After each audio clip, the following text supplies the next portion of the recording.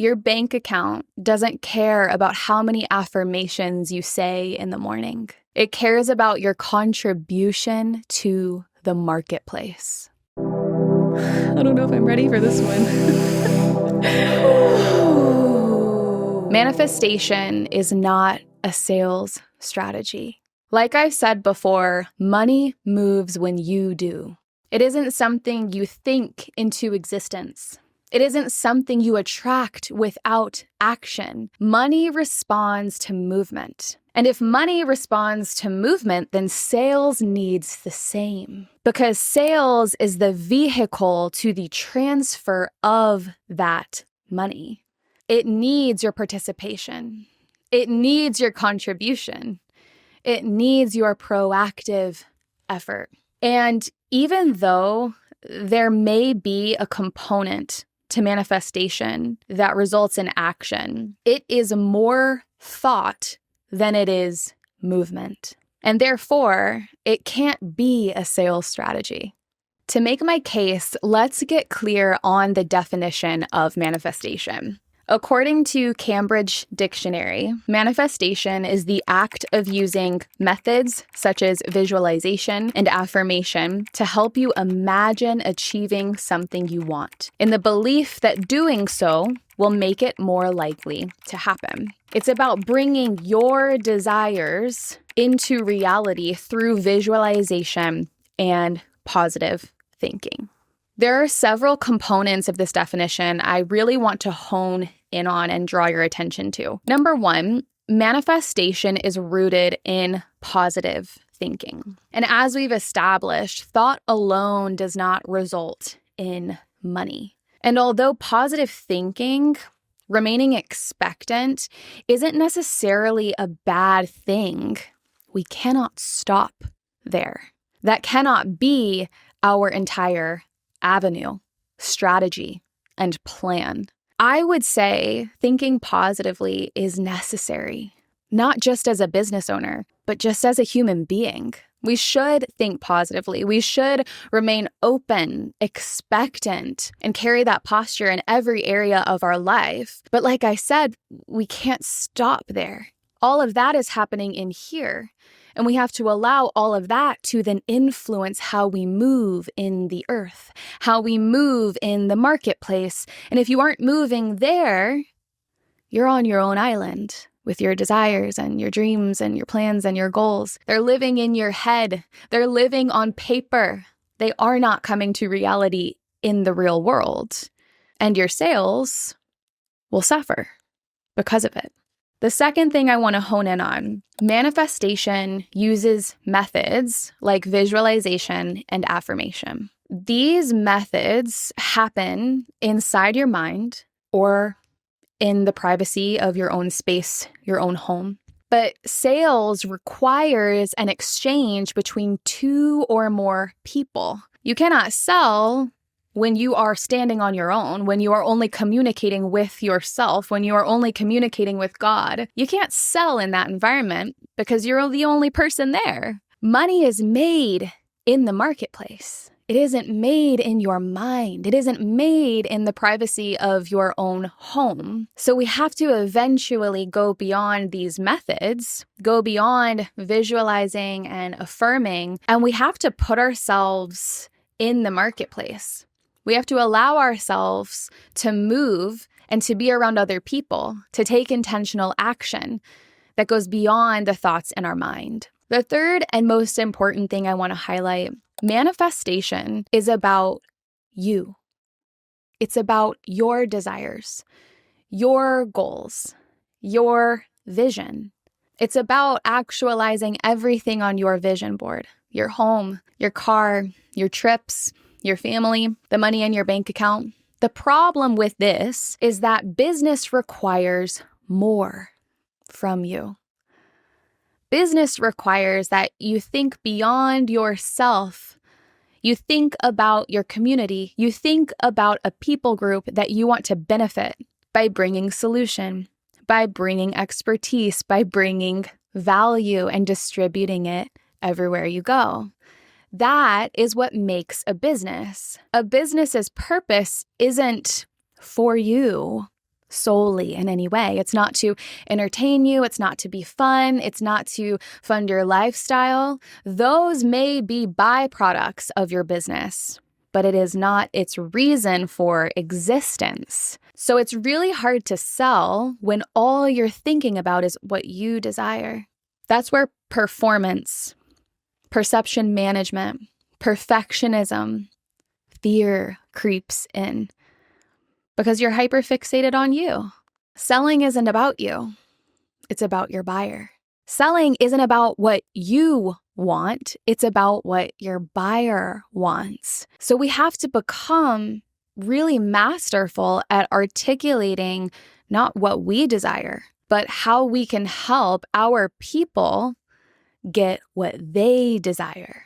This is the breakthrough for someone listening. The breakthrough in your sales that you're looking for is a result of thinking less about you and more about your buyer, more about articulating what they need, what they struggle with, what they desire, what they aspire towards.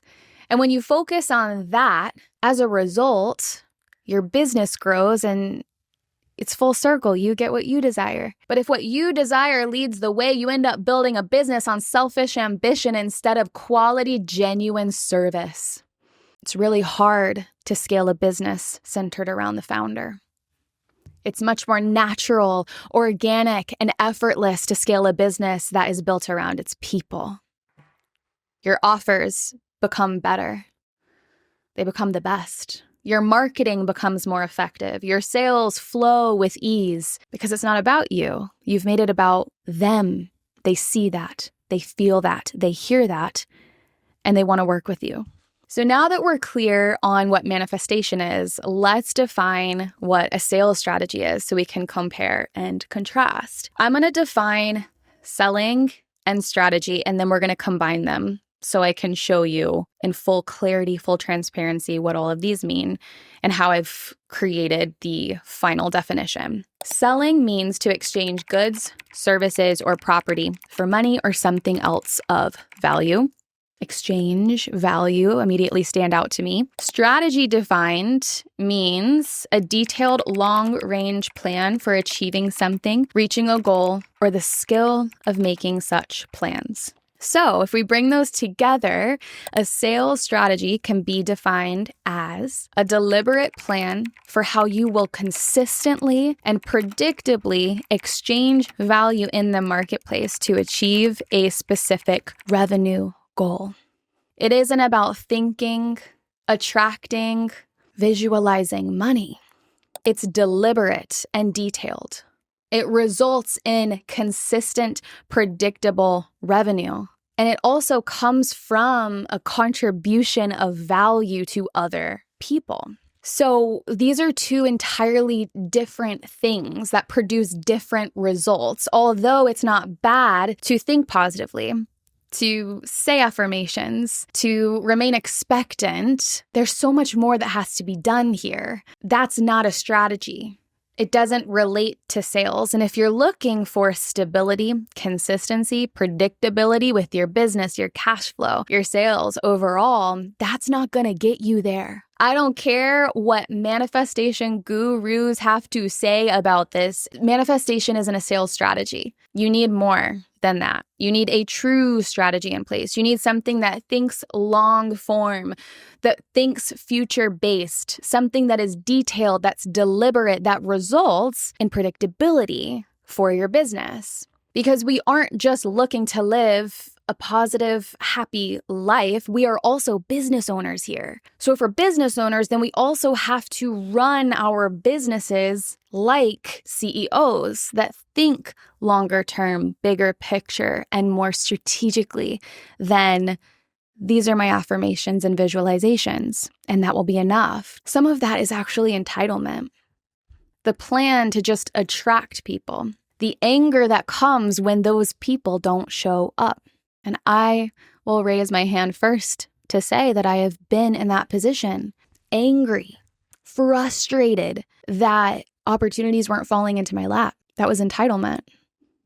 It's no one else's responsibility to sell for me. It's my responsibility to sell for me, for my business. So what do we do now? If we know that manifestation, positive thinking is not enough. It's not a true strategy. We are going to get the bare bones of your sales strategy in place by getting clear on what contributes to a sales ecosystem. Your sales ecosystem will consist of 4 specific stages. Number 1, discovery. 2, nurture. 3, pitch. And 4, conversion. We're going to zoom out and get clear on the big picture of your sales strategy, your sales ecosystem, all of the things that contribute to someone not just falling into your lap, not just finding you, but someone actually discovering you, getting bought into what you have to say, and signing on to work with you. When you start to hone in on each of these stages and you master each one, that is what creates the consistency and the predictability that transfers from strategy to then revenue in your bank account. So as we go through each of these stages, I want you to jot down any thoughts, any ideas that are applicable to your business. You're going to take that away from this and start to build out your own ecosystem for each of your individual offers. First up is discovery. And this is how people find you. This stage isn't necessarily about the sale or the end conversion point. It's about visibility. It's important to note that different discovery sources result in and attract different buyers. So if you're looking for a specific ideal client that is going to shell out a specific price point, you're going to want to be mindful about which platforms you're on, how you're showing up, what your messaging is. So you may end up having different discovery sources for different offers. You might not say, well, my primary discovery source for everything is Instagram. You might have Instagram as a discovery source for a low to mid-ticket product. And then let's say that you leverage some form of PR, guest podcasting for a higher ticket and level clientele. Most business owners stop at this stage. They think that being seen equates to sales, but that's a lie. There's a reason why discovery is just step 1. It's just stage 1 amongst 4. Just because people find you doesn't necessarily mean that people buy from you. And this is why if you're building a business, you don't approach social media for the purpose of virality. It may be a byproduct of the strategy, but you approach it to sell. You approach it to take your buyer on a journey that ultimately leads them to trust you, to believe in you, and at the end of the day, work with you. So discovery is step 1. Start to map out your current discovery sources and if they vary across offers. But remember, this is just step 1. The second stage is nurture. And this is how people come to trust you. This is where we go beyond being seen to being believed. This is arguably the most important stage out of all of them because it leads to trust. People don't buy from you unless they trust you. They aren't even going to be interested in learning more if they don't trust you. And it's important to know that trust happens through multiple touch points, not a single piece of content. It happens through content on social, email, direct conversations, sales conversations, guest podcast episodes. It's built slowly over time. It's kind of like when you start dating someone, you don't trust them without question up front. Or even if you're establishing a friendship, trust doesn't happen in one visit to the coffee shop. It happens over time. So this is where a lot of your time will be spent.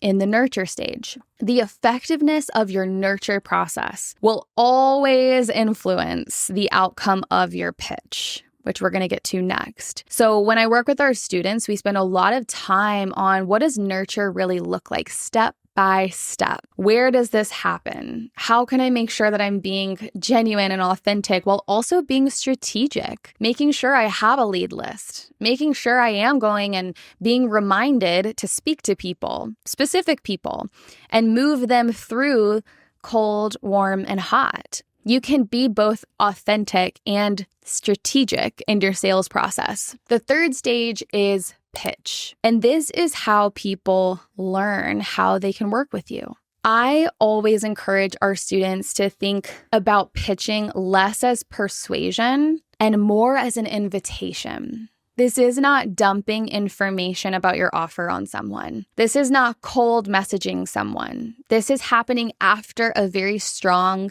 and effective nurture process has been established, has been executed. So when you send your pitch, it's a no-brainer. And I teach our students how to tee that up. But it's not about convincing anyone. You're essentially seeking to contribute value. That's what selling is. So we're not pushing at this stage, but we are inviting people to work with us. You have to be willing to ask for the sale. I don't care if that's on your landing page, on a podcast, direct message, on a sales call. You have to ask for the sale. And it may not be true for everyone. There are so many different buyer types. But at the end of the day, not everyone is going to find you hot and ready to buy with no questions. We love it when that happens, but that doesn't happen for everyone. Some buyers need for you to invest in them before they invest in you, not monetarily, but through words. Conversation, showing that you care, showing that you are interested in what they're building before they give you their hard-earned money.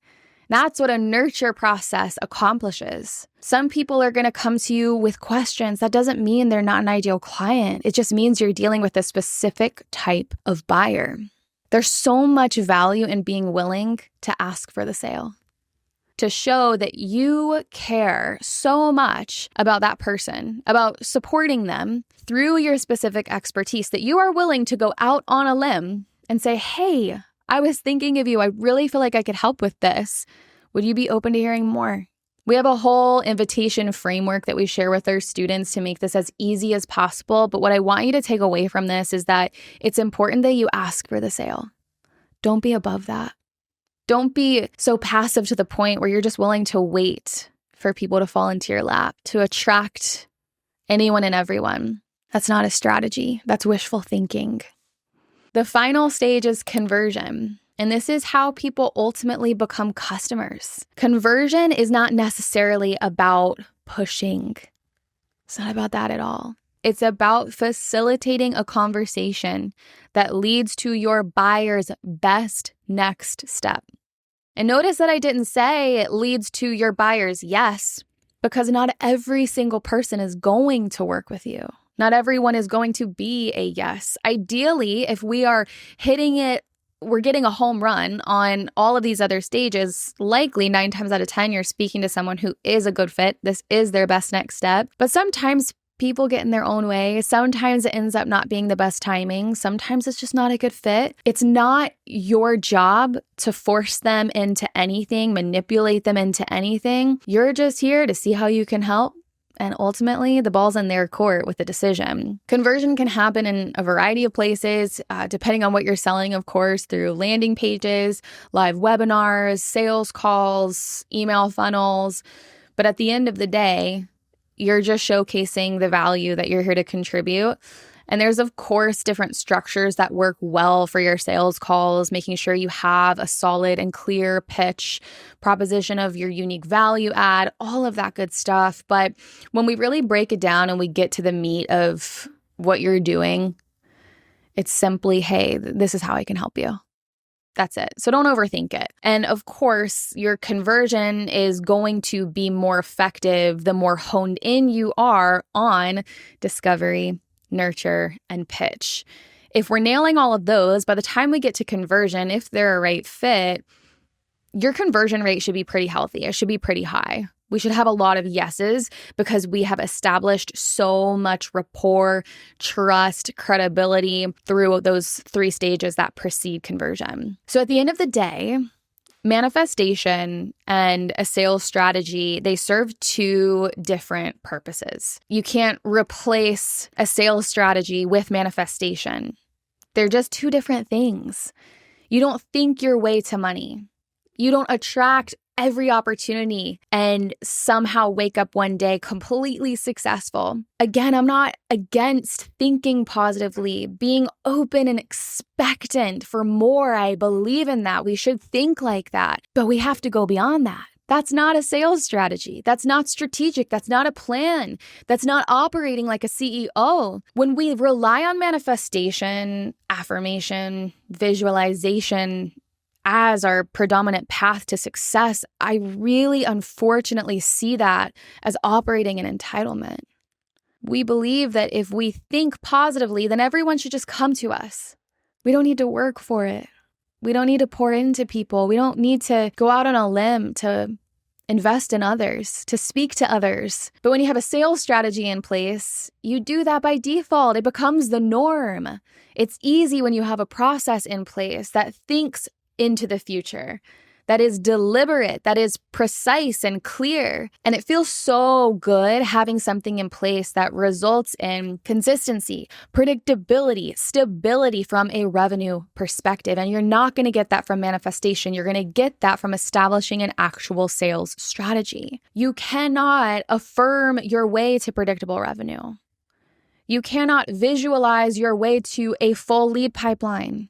You can't manifest your way into a sales system or process. You have to go build it.